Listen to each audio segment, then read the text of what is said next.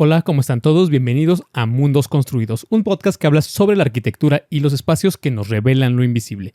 Desde lo construido hasta lo imaginado, exploramos territorios, ciudades y edificios, reales e imposibles, porque hay lugares con historia y hay historias que solo nacen en ciertos lugares. Hola, ¿cómo están todos? Mi nombre es Daniel Castillo y bienvenidos a un nuevo episodio de su nuevo podcast favorito. Estamos ahora sí en el episodio número 19.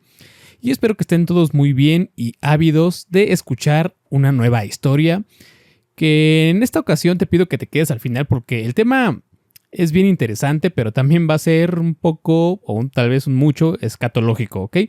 Así que espero que no huyas a mitad del episodio, por si eso que te voy a contar pues se pone muy feo y muy apestoso, y sí que lo fue. ¿Ok? ¿Qué les parece si vamos a lo que les truje? ¿Ok? Y les comparto la historia del mundo construido del día de hoy, que esta es una obra de ingeniería que prácticamente salvó a toda una ciudad de la inmundicia. Pues bien, vamos a imaginar la siguiente escena. Estamos en Londres en 1858 y a mediados de año, en el verano, un calor inusual y sofocante provocó un olor tan insoportable que envolvió cada calle y cada casa en toda la ciudad, paralizándola por completo y llevándola al borde del colapso. Las orillas del río Támesis se convirtieron en un infierno para el sentido del olfato, ya que el agua se había transformado en un caldo espeso de color marrón opaco. Seguramente ya sabrán a lo que me refiero. Caca.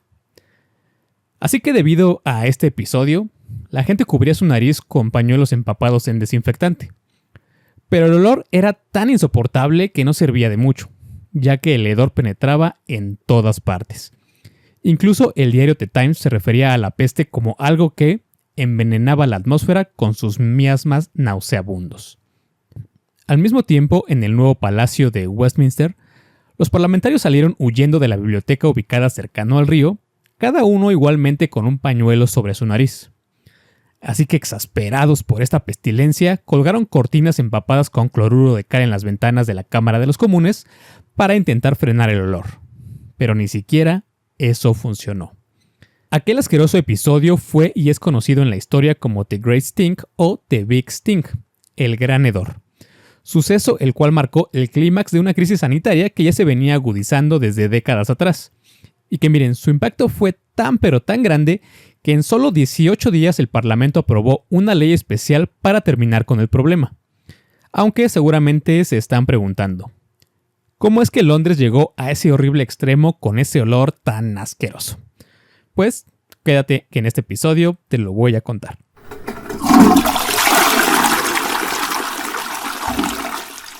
Pues bien, el gran hedor de 1858 no surgió así de pronto, sino que fue debido al manejo deficiente de los residuos humanos. En otras palabras, de no saber cómo desalojar y manejar de forma correcta las cacotas de la gente. Así. Y pues como todo problema que no se atiende a tiempo, este surgió desde siglos atrás, ya que desde épocas medievales Londres dependía de los llamados pozos negros, que eran el predecesor de las fosas sépticas. Sin embargo, estos eran prácticamente hoyos cavados en el suelo con muros de tabique o de tierra para contener los desechos, donde las aguas negras se filtraban al subsuelo debido a la porosidad y a lo rudimentario del sistema, y donde algunos trabajadores, los llamados hombres de la noche, vaciaban las letrinas en la oscuridad para no molestar a los residentes y vecinos con la vista y con el olor del contenido. Estos recolectores nocturnos de excremento cargaban cubos llenos de night soil, lodo fecal, y lo transportaban en carros fuera de la ciudad, donde su carga era vendida como fertilizante para los agricultores. Sin embargo, los pozos negros tenían sus inconvenientes, ya que solían rebosar e incluso acumular gas metano que podía incendiarse o explotar bajo las casas. De hecho, existen varios relatos de sótanos inundados con aguas negras y otros llenos de neblina hedionda que emanaba de las alcantarillas de la ciudad. Uno de estos casos lo vivió Samuel Pepys, un diarista del siglo XVII, ya que para 1660 escribiría lo siguiente después de un mal día, en el que tuvo que bajar a su sótano y se dio cuenta que el pozo negro del vecino había rebosado hasta desbordarse, por lo que escribió lo siguiente, cito: «Bajando a mi sótano a mirar, meto el pie en un gran montón de excrementos, por lo que descubro que la casa del servicio del señor Turner está llena y entra en mi sótano. lo que me preocupa. Termino la cita. Y que aquí, solo para aclararles, en ese contexto se les decía House of Office, que se traduce literalmente como casa de oficina o casa de servicio, a las letrinas en el siglo XVII. Entonces, este tipo de problemáticas cochinas pues realmente eran la normalidad en la vida urbana de Londres, donde los malos olores, las letrinas compartidas, las aguas estancadas y la basura acumulada eran parte del día a día.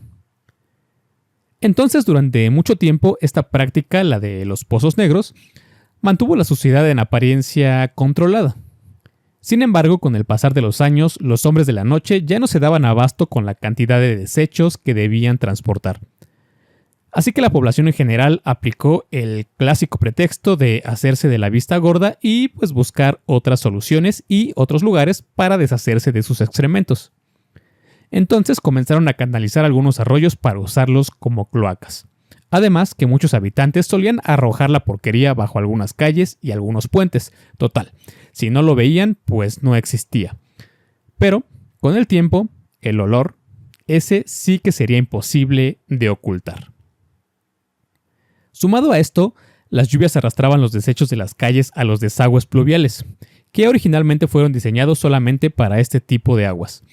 Sin embargo, con el tiempo los desechos se fueron mezclando con el agua de lluvia hasta terminar en los arroyos y en los ríos. Así que cuando estos antiguos desagües se obstruían o funcionaban mal, las consecuencias pues eran totalmente espantosas. Respecto a esto, en 1842 el reformador social Edwin Chadwick inspeccionó el alcantarillado de Londres y lo halló en un estado deplorable, calificándolo como un vasto monumento a la mala administración. Inclusive, escuchen esto, documentó situaciones en las que en algunas casas el excremento se acumulaba en los sótanos, alcanzando una altura que podía llegar hasta la cintura, ¿no? La cintura de una persona adulta, ¿no? O sea, como que... ya hasta me dio un poco de asco, ¿no? La verdad. Pero bueno, continuando. Así que con el pasar de los años y ya a inicios del siglo XIX, Londres experimentó un crecimiento poblacional importante debido a la industrialización, rondando el 1.000.000 de habitantes para 1800, y casi triplicando esa cifra en las décadas siguientes. Lo cual por supuesto también se traducía en extensísimos barrios de clase trabajadora sin servicios adecuados para el desalojo de los desechos, ya que las viejas instalaciones de madera y los desagües que databan desde la Edad Media no se daban abasto. Inclusive los pozos negros que servían en cada vivienda comenzaron a llenarse cada vez con mayor rapidez. Y aquí algo sorprendente y otra de las causas del gran hedor, fue la llegada de un invento moderno, que en lugar de ayudar a resolver el problema, lo complicaría, ya que en casas adineradas se comenzarían a instalar los inodoros de cisterna o WC de estilo inglés.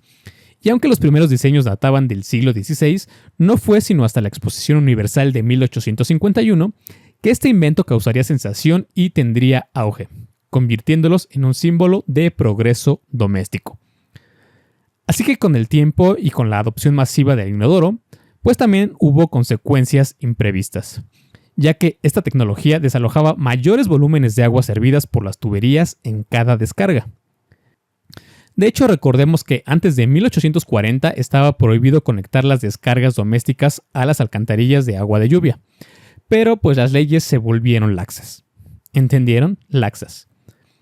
Y esto sucedió justo cuando el WC pues tuvo todo este boom, ¿ok? Entonces el resultado fue que en lugar de que los desechos permanecieran retenidos en los pozos negros particulares, ahora miles de hogares arrojarían sus aguas negras directamente al sistema de drenaje pluvial, que a su vez desembocaba en el río Támesis, que también era utilizado para dotar a la ciudad con agua para beber. What the fuck? Así que la ciudad y la población expandiéndose producía más desperdicios de los que podía manejar, por lo que el río a mediados del siglo XIX se había convertido prácticamente en un gigantesco pozo negro, donde se estancaban los residuos pudriéndose bajo el sol. Incluso las sátiras de la época reflejaban este grotesco panorama, ya que se dibujaban peces monstruosos con colmillos y criaturas mutantes surgiendo de las aguas sucias. De hecho, un cronista londinense describió el estado del río de la siguiente manera, cito: ¿Dónde están los ingenieros civiles? pueden remover montañas y cruzar los mares. ¿No pueden purificar el Támesis y hacer habitable la ciudad? Inclusive la población trabajadora y pobre, que es la que pues siempre suele ser la más afectada, también manifestaría su preocupación, ya que un grupo de vecinos de estos barrios escribió en 1848 una carta desesperada al Times en el que decían lo siguiente, cito: "Vivimos entre mugre e inmundicia. No tenemos letrinas, ni basureros, ni agua corriente, ni un mísero desagüe en todo el lugar. Si viene el cólera, que Dios nos ayude". Y pues así fue. Sus peores temores estaban por materializarse una vez más. Ya que la acumulación de desechos no solo era molesto para la vista y el olfato, sino que era un rico caldo de cultivo para enfermedades mortales. Por ejemplo, como antecedente, en 1832, Londres enfrentó su primera epidemia proveniente de India, la llamada cólera asiática, donde murieron unas 20.000 personas en todo el país. Pero este no sería el único brote, ya que la segunda gran epidemia de cólera surgió entre 1848 y 1849, dejando más del doble de muertos que la anterior. Y la tercera ola, apenas unos 5 años después, mató a más de 10.000 personas solo en Londres. Aquí vale la pena señalar que en la primera mitad del siglo XIX la ciencia médica pues no comprendía la verdadera causa de estas epidemias, ya que predominaba la teoría del miasma, que esto consistía en la creencia según la cual las enfermedades eran provocadas por los malos aires putrefactos, mismos que emanaban de los desechos, dado que el ambiente olía tan mal que era lógico suponer que esos vapores transmitían la peste, la cólera y todo tipo de enfermedades, sin saber aún que el verdadero peligro viajaba realmente en el agua.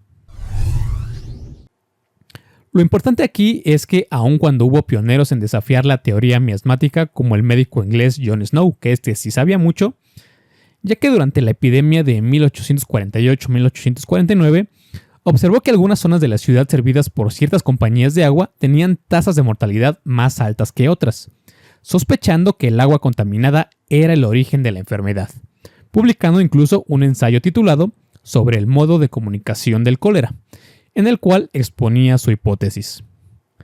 Además, que para la siguiente epidemia, la de 1854, esta vez realizaría una minuciosa investigación en donde mapeó muertes casa por casa, encontrando una relación de aguas filtradas de los pozos negros en bombas de aguas públicas cercanas a estos hogares, en la cual encontró más evidencias de que el cólera viajaba por el agua. Pero como suele pasar, algunos de sus colegas sabelotodo lo ignoraron y se burlaron de su ensayo y de sus investigaciones. Además que el gobierno, algunas autoridades y políticos buenos para nada, desestimaron sus estudios y no aceptaron esa realidad, mostrándose incrédulos y lentos, sin saber que su vacilación y la acumulación de años de caca en el río Támesis eran la causa del cólera y también lo que los llevaría al evento inmundo de aquel verano de 1858. Y así sucedió. Durante junio y julio de 1858, una sequía y calor inusual aceleraron la descomposición de los desechos vertidos sobre el río, por lo que las riberas del Támesis se convirtieron en un lodazal apestosísimo donde flotaban animales muertos y suciedad de todo tipo del que te puedas imaginar. Inclusive los barcos que se encontraban en el río parecían navegar entre cadáveres hinchados, basura y excremento. De hecho, así lo inmortalizó la revista satírica Punch en su ya famosa viñeta titulada The Silent Highwayman, el bandolero silencioso, donde un esqueleto encapuchado navegaba en un bote por el Támesis reclamando su pago. Pero la realidad no estaba tan lejos de esa viñeta, ya que el olor era tan atroz y tan penetrante que se llegó a decir que la pestilencia punzaba las narices de todos los habitantes de la ciudad. Así que este suceso generó una alarma colectiva, ya que las personas verdaderamente creyeron que aquel hedor, el gran hedor, realmente podría matarlos de cólera o fiebre si lo respiraban lo suficiente. Y aunque el olor en sí no transmitía la enfermedad, sí evidenciaba la presencia de toneladas de desechos humanos flotando y acumulándose por todos lados. Entonces, y como también suele suceder, hasta que las autoridades se sintieron en riesgo, reaccionaron ahora sí de forma urgentísima. Al comienzo, intentaron soluciones improvisadas, como las de llenar con cal las cortinas, pero también intentaron acabar con el problema rociando cal viva, cloruro de cal y hasta ácido carbólico, fenol. Esto directamente sobre las aguas del río para intentar neutralizar el hedor, con la esperanza de desinfectar el Támesis. Y como ya se estarán imaginando, esto no funcionó. Lo que sí tuvo efecto fue el pánico de todos los habitantes y por supuesto la insoportable pestilencia, ya que esto fue lo que espabiló a los políticos para que ahora sí tomaran acción. Ya que en cuestión de días el Parlamento inglés dejó atrás años de diferencias y aprobó fondos para un proyecto de alcantarillado, un gigantesco mundo construido en las profundidades de Londres. Así que quien fue designado para liderar la magna obra de salvación urbana fue el ingeniero Joseph Bazalgette, quien ya trabajaba desde 1856 en la Comisión Metropolitana de Alcantarillado. Bazalgette llevaba años preocupado por la insalubridad de Londres, así que desde 1849 había propuesto planes para rehacer las antiguas cloacas, pero como los políticos no vieron la urgencia, pues sus ideas fueron también ignoradas. Así que tras el hedor de 1858 y ahora que la ciudad tenía un problemón y tenían el agua hasta el cuello, o más bien las aguas negras hasta el cuello, pues por fin fue consultado. Por lo que el ingeniero presentó un proyecto innovador para construir un sistema moderno de alcantarillado, mismo que integraba una red de interceptores de gran diámetro que recogería las aguas residuales de la ciudad y las redirigiría a las afueras de Londres antes de verterlas al río. Por bien o por mal, la metrópoli ha emprendido una obra de magnitud poco común. Esto es lo que decía una columna de la revista The Builder al iniciarse el proyecto, mismo que trataría de construir kilómetros de túneles subterráneos en una ciudad densamente poblada con tecnología victoriana y miles de obreros. Este proyecto incluía la construcción de estaciones de bombeo y la creación de nuevos terraplenes a lo largo del río, integrando desagües, colectores y paseos públicos en una misma obra. Así que con un presupuesto millonario de alrededor de unas 3 millones de libras de la época en un inicio, aunque con el tiempo esta cifra prácticamente se duplicó, y que aquí solamente como referencia para ponerlo en contexto, el total de las obras, si las convertimos a moneda actual, estaría en el orden de los 1.000 millones de libras. Entonces ahora que el presupuesto fue aprobado rápidamente sin mayor problema, con esta urgencia claro de eliminar el hedor y por supuesto de evitar otra posible epidemia de cólera, ejércitos de trabajadores comenzaron a excavar con rapidez bajo las calles de la ciudad, utilizando millones de ladrillos para construir túneles subterráneos. Bazalgette inició la tarea con extremo cuidado y con una visión a futuro, como debe ser. Así que su filosofía de diseño fue contundente en este sentido, lo cual se resume muy bien en su célebre máxima, que dice así: esto lo haremos solo una vez y siempre habrá imprevistos. Termino la cita. Lo cual, si me preguntas a mí, así debería ser abordado casi cualquier problema y sobre todo si se trata de ingeniería y arquitectura, ¿ok? Así que tómenlo en cuenta. Así que con esto en mente, ya en la práctica, significó sobredimensionar de forma deliberada la capacidad de las cloacas. Primero, calculando el diámetro de la tubería necesaria, basándose en el barrio más densamente poblado, que en ese entonces rondaba las 30.000 personas por milla cuadrada, además de otorgar un gran volumen de producción de desechos por persona. Así que ahí muy bien por el INGE, palomita. Luego, aplicando su máxima de previsión, duplicó ese diámetro proyectado, ya que este sobredimensionamiento consideraba un crecimiento poblacional del 50% de habitantes, es decir, de los 3 millones de personas que tenía Londres en ese momento, que llegara a unos 4 millones y medio. Sin embargo, esta cifra fue superada hacia finales del siglo XIX, llegando a los 6 millones de habitantes, lo que también pues indica volúmenes mucho mayores de desechos, por supuesto. Sin embargo, gracias a la previsión de las obras, el sistema pudo absorber esta nueva demanda sin ningún problema. De hecho, análisis técnicos posteriores concluyeron que si Bazalgette no hubiera duplicado el tamaño de los túneles del sistema, las cloacas de Londres habrían colapsado durante la década de 1960. En cambio, siguen siendo parte del alcantarillado y funcionando en pleno siglo XXI. Así que la titánica obra consistió en una red de colectores interceptores divididos en 6 grandes ejes, 3 al norte del río y 3 al sur, que son unos 130 kilómetros de túneles principales en total, a los cuales confluyen más de 1.700 kilómetros de cloacas más pequeñas que drenaban cada barrio. Por supuesto, los interceptores se diseñaron con una pendiente constante para mantener el flujo por gravedad de las aguas servidas, y en áreas donde el terreno estuviera llano o deprimido, se construirían estaciones de bombeo para elevar las aguas y arrojarlas al colector más cercano. Todos estos canales conducirían el flujo fuera del centro urbano de la ciudad, hasta puntos de vertido río abajo. De este modo, la corriente de la marea se llevaría los desechos mar adentro, lejos de Londres. Y esta solución, hay que decirlo, también fue criticada en ciertos sectores, ya que se decía que el sistema en realidad no eliminaba la contaminación, sino que solo la empujaba río abajo. Pero la realidad es que la obra fue un alivio enorme para la ciudad, ya que las orillas del Támesis dejaron de oler a mierda y la amenaza de cólera comenzaría a desaparecer. De hecho, una nueva epidemia en 1866 afectó solo a un barrio en el este de la ciudad, ya que aún no estaba conectado al sistema, lo cual confirmó la eficacia sanitaria de la megaobra. Por su parte, un aspecto brillantísimo del plan de Bazalgette fue el de aprovechar elementos existentes. Por ejemplo, muchos de los llamados ríos perdidos de Londres, que eran arroyos y canales que ya se habían convertido en alcantarillas desde siglos antes, fueron integrados a la nueva red, como lo fue el caso del antiguo río Fleet, mismo que se encauzó como parte de uno de los interceptores principales. Además, el ingeniero transformó totalmente la imagen de la ciudad de Londres mediante la construcción de los Thames Embankments, que eran terraplenes de la ribera del Támesis, que consistió en construir grandes diques que ganaron terreno al río para alojar dentro de ellos grandes colectores, a la vez que crearon avenidas en la superficie. Así que en un lapso de 10 años, entre 1864 y 1874, se construyeron unos 7 kilómetros de terraplenes sobre la ribera antes llena de fango y excremento para consolidar estos paseos, donde debajo se encontraban los conductos de la red de alcantarillado, recogiendo las descargas cercanas al río que antes iban a parar directo al Támesis. Por lo que Bazalgette, además de construir este saneamiento urbano, también construyó para la ciudad modernas vías urbanas, bulevares arbolados con vistas al río, incluso promovió la construcción de puentes que en definitiva le dieron un aire totalmente distinto a Londres.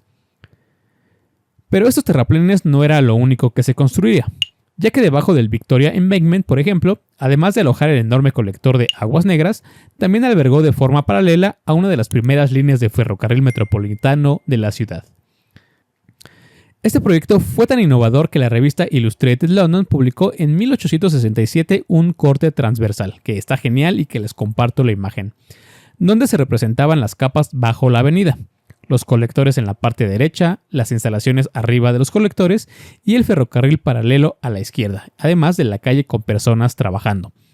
Así que las obras fueron más allá, ya que no solamente fueron exclusivas las destinadas al saneamiento, sino que se hizo una obra multipropósito que sigue cumpliendo sus funciones hasta el día de hoy. Esto, claro, fue de nuevo gracias a la visión de Bazalgette. Y esto fue el plan general que transformó a la ciudad antes azotada por la peste y el cólera. Sin embargo, para emprender este proyecto colosal, se requirió, además de la genialidad de Joseph Bazalgette, un ejército de trabajadores, miles de manos que le dieron forma a este mundo construido.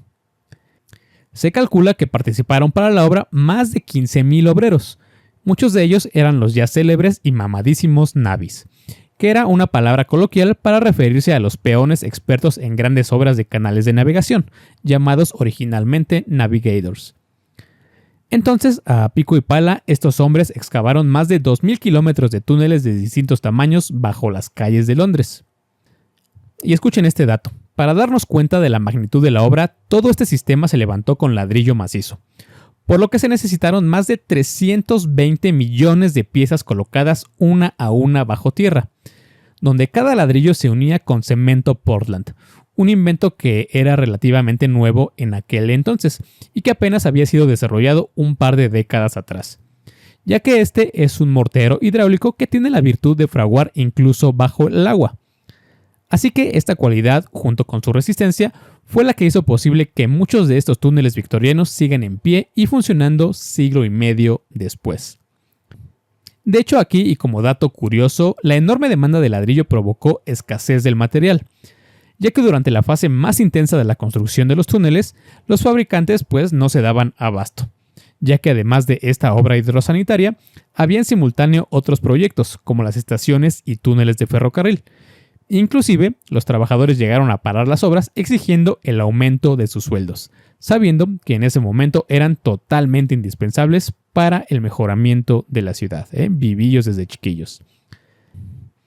Por su parte, para excavar los túneles se emplearon zanjas a cielo abierto en las calles que posteriormente se reasfaltaron con métodos subterráneos tradicionales como lo fue la entibación de madera. Entonces los navis trabajaban en condiciones duras, a veces a grandes profundidades, lidiando con las aguas subterráneas que no eran las más limpias, por supuesto. De hecho, fue necesario construir varios diques y otras obras provisionales para desviar las aguas. Se dice que se levantaron unos 300 diques mayores y muchos otros de menor escala para controlar las filtraciones, inclusive usando bombas de vapor para mantener secos los frentes de obra. Estas jornadas de trabajo fueron cansadas y bastante peligrosas, aunque en los registros no se reportaron mayores problemas. Incluso se habla de la providencia de Bazalgette, a forma de juerga, ya que ninguna explosión, accidente o epidemia diezmó a las cuadrillas de trabajadores. Pero esto realmente se debió a la estricta supervisión del ingeniero, mismo que revisaba personalmente miles de detalles en los planos y en los contratos, haciendo énfasis en la ventilación y limpieza de las obras, que con el pasar de los días se tradujeron en eficacia y en seguridad. Por supuesto, el progreso de las obras fascinó a la población. Los periódicos de la época cubrieron la construcción como nunca se había visto, publicando cientos de ilustraciones detalladas de los arduos trabajos de alcantarillado.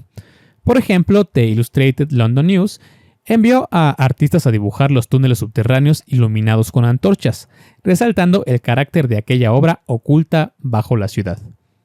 También se pintó un famoso óleo en 1865, autoría de Ford Madox Brown, titulado Trabajo, que se inspiraba en los trabajos del drenaje, donde al centro del lienzo aparecen los fuertes navis descendiendo a una zanja con herramientas y ladrillos, mientras alrededor la vida londinense continúa.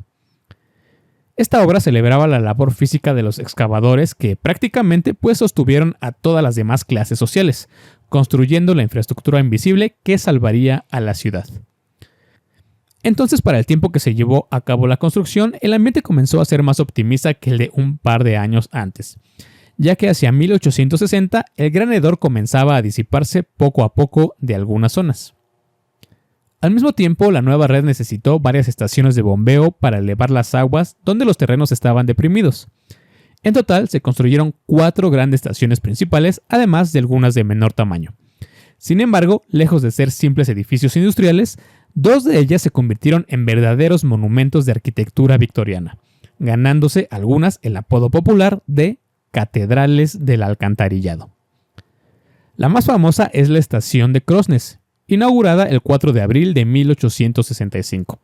Su objetivo fue el de elevar unos 7 metros las aguas residuales del interceptor hasta un gran depósito cubierto de casi 3 hectáreas, donde 4 gigantescas máquinas de vapor podían bombear hasta 25 millones de galones por día. La estación fue diseñada por Bazalgette en lo técnico, pero el diseño arquitectónico fue obra del arquitecto Charles Henry Driver, quien desplegó todo el esplendor decorativo ecléctico de la época en un edificio que es una mezcla de un estilo románico italiano, con detalles ornamentales medievales y flamencos, donde columnas, ménsulas y barandales exhiben rosas, hojas, racimas de uvas y lirios hechos de hierro, todo rematado en las alturas con una gran cúpula al centro. De hecho, la inauguración de la estación fue todo un evento social lleno de invitados caca grande, o sea, de la realeza, ya que aquel día el príncipe de Gales, que sería el futuro rey Eduardo VII, descendió por el río en un barco real hasta el lugar para presidir la puesta en marcha de las obras. Antes de encender las máquinas, Bazalgette guió a la comitiva por las instalaciones y los túneles, explicando la importancia de la obra para el futuro de Londres. Incluso un corresponsal del Illustrated London News quedó asombrado aquel día, escribiendo en su columna lo siguiente, cito: "No había nada que recordase el propósito para el que fue construida. Era simplemente un túnel amplio, alto, de excelente fábrica de ladrillo", donde destacaba su atmósfera limpia y hasta agradable a la vista. Otro periodista fascinado apodó a la estación como un auténtico santuario de la maquinaria, y otro lo describiría como sacado de un conjuro de magia, ya que la ostentación del edificio era fascinante. Así que ese día de fiesta culminó cuando el príncipe accionó las válvulas haciendo temblar las vigas, volantes y pistones de las gigantescas bombas, donde el periódico Morning Post comparó el acto con la tradición de los emperadores romanos inaugurando grandes obras públicas, recordando el evento con la construcción de la Cloaca Máxima de Roma, elogiando esta obra que en definitiva mejoraría las condiciones de vida de los habitantes de Londres, ya que este era el evento de la victoria definitiva de la ingeniería sobre el hedor y sobre las enfermedades, todo un motivo de celebración. De hecho, la red de alcantarillas londinenses se convirtió en modelo para otras ciudades del mundo que tenían problemas similares con las aguas servidas y con los olores. Otra de las estaciones, la de Abbey Mills, ubicada más al norte y completada en 1868, también fue elogiada por su arquitectura, llamándole la mezquita en el pantano o la catedral del alcantarillado. Esto debido a sus cúpulas y a sus detalles góticos. Así que esta y la estación de Crossness combinaron la ingeniería con un afán estético, demostrando que incluso las cloacas podrían ser motivo de orgullo y de belleza arquitectónica. Y que a los que me ven y escuchan desde YouTube les comparto unas imágenes para que los conozcamos juntos.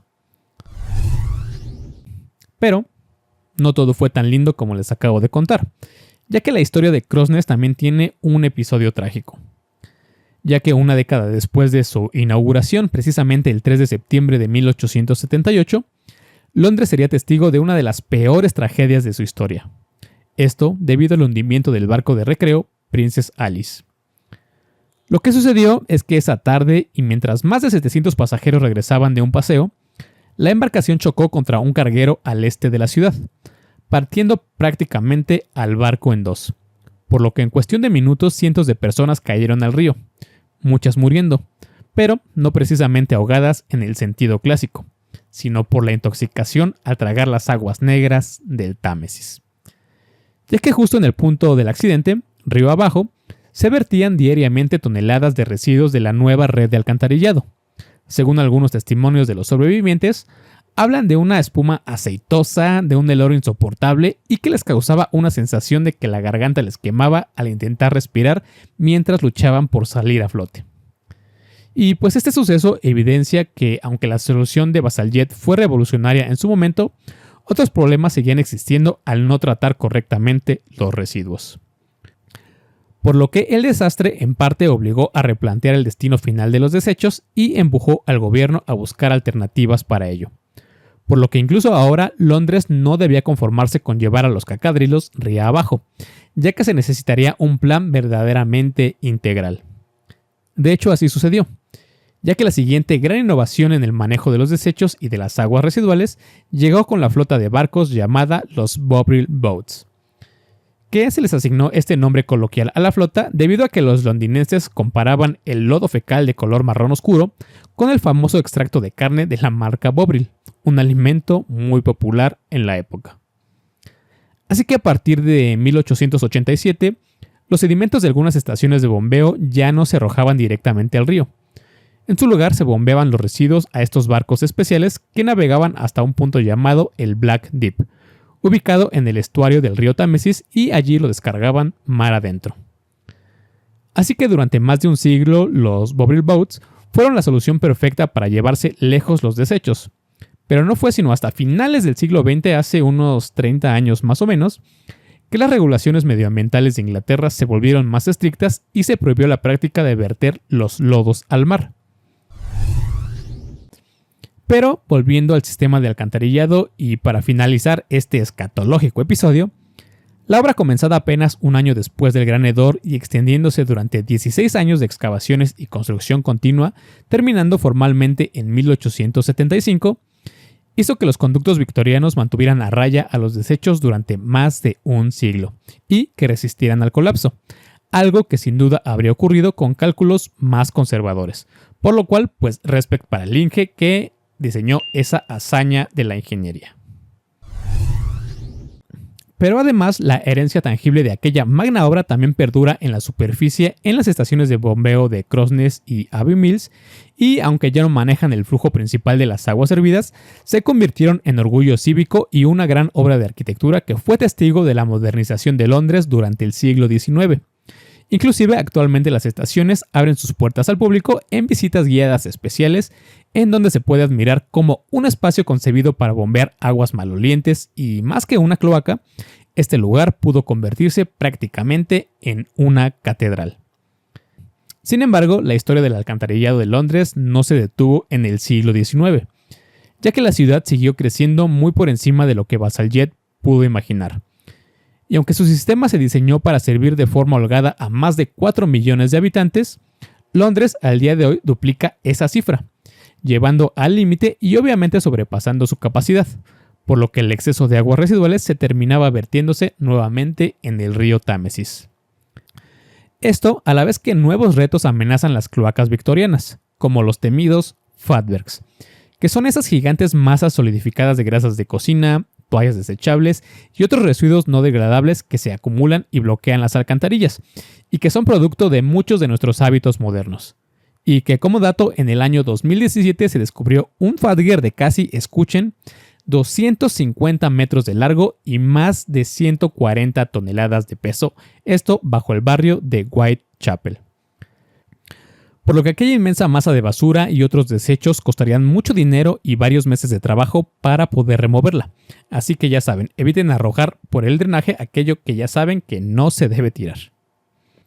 Así que la respuesta contemporánea a estos nuevos desafíos fue la de comenzar una nueva obra épica, una a la altura de la diseñada hace más de 150 años por Bazalgette, ya que en las entrañas de la ciudad se excavó el Thames Tideway Tunnel, apodado el Super Alcantarillado, que se trata de un nuevo túnel de 25 kilómetros que corre paralelo al río y que se conecta con el sistema victoriano existente en 21 puntos, con el objetivo de ampliar por mucho la capacidad de la red.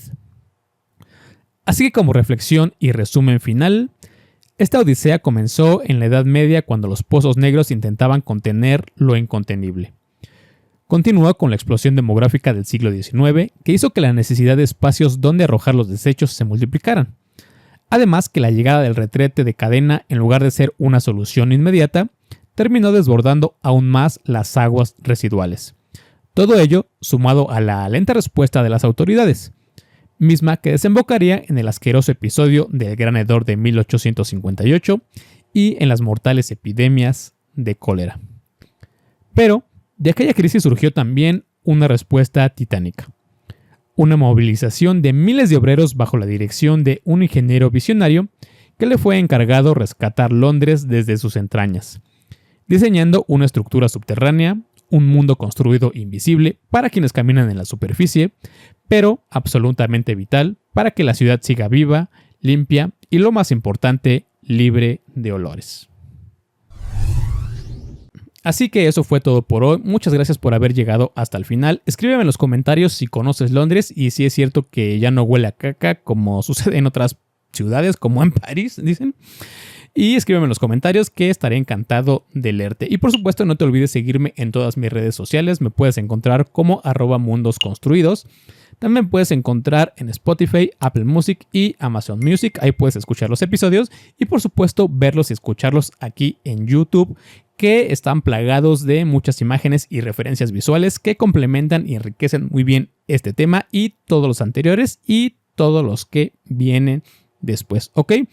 Entonces, muchas gracias por llegar hasta aquí. Mi nombre es Daniel Castillo. Esto fue Mundos Construidos, donde cada espacio tiene algo que contar y tú un lugar para descubrirlo. Nos vemos la próxima, cuídense mucho y saludos.